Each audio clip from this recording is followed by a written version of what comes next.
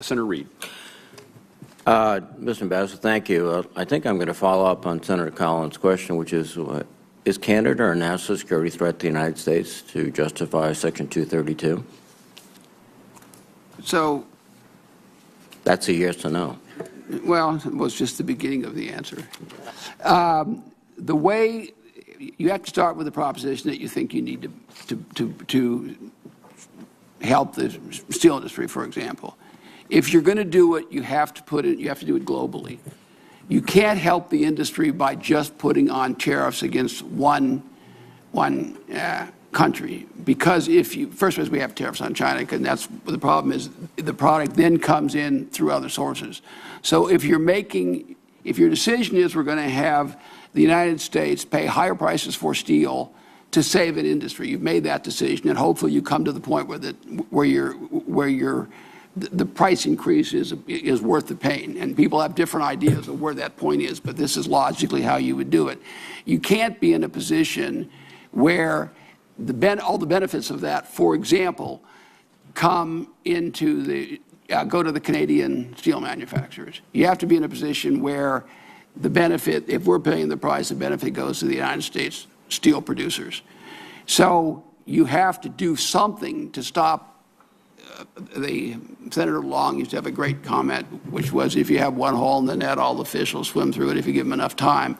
You have to be in a position where you don't have a hole in the net. That's not to suggest that we think Army tanks are going to come in from Canada. The point is that if you've made a decision that it's in the national interest to save the steel industry, then you have to put in place a program that actually works. And that requires not having holes in the net. Otherwise... Okay, now we're down to the yes or no. Is Canada a national security threat to the United States, justifying Section 232 action against Canada? Yes or no? In the case of steel, yes, absolutely, because of the nature of the program, for sure. Otherwise, you don't have a program. You don't have a program if you let some... No, I'm not talking about a program. You have identified a country. I'm sorry? You've identified a country. The basis for the action against Canada is a threat to the national security of the United States. You have walked around that question for the last several minutes and saying the whole program has to go into effect. Let me put it another way.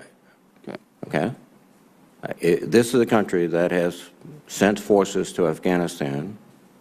Those forces have, some of them unfortunately, have given their lives in a joint effort with the United States. This is a country since the 1950s has been maintaining our early warning for attack, then the Soviet Union, now Russia. This is a country who uses our equipment. This is a country who has been with us every step of the way. And I guess, again, are they a national security threat to the United States, justifying legally, your own way, the imposition of this 232? And my answer is, if you are of the opinion that the 232 is justified because of the need to preserve the U.S. If that is your decision, then you have to put in place a provision, a program that actually works. And that means every country has to have, you can't let all the steel come in through any other country. Otherwise, the program doesn't make any sense. That's the context. Nobody's declaring war on Canada or saying they're an unfriendly neighbor. They're obviously not. They're a great ally and certainly one of America's closest friends and closest trading partners. But if you decide that you need to protect an industry, you can't be in a position where the protection is of no value. But the decision, everything comes in but your decision based, Mr. Massey, you've decided that you want to do something for the industry or not do something in the industry, and then you've climbed on to Section 232 because it's the only available legal status of the president. But that premise is national security of the United States. And I don't know what kind of data or information you have that would show that Canadian imports of steel or any other products would impair the functioning of our steel industry. I don't think you've got a good legal basis for what you're doing.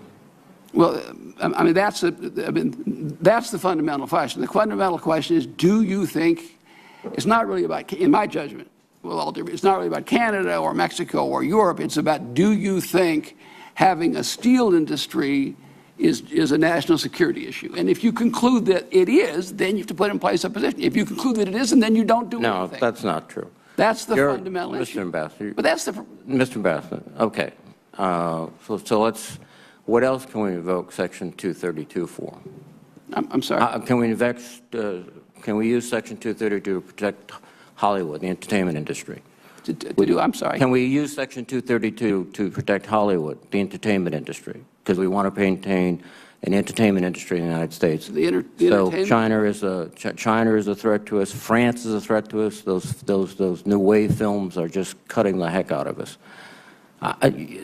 You're using national security as kind of a generalized premise, and I don't think valid premise, to go after countries, individual countries that are, frankly, ironically, are contributing more to our national security than they're contributing a lot. Let me stop there. But my time has expired.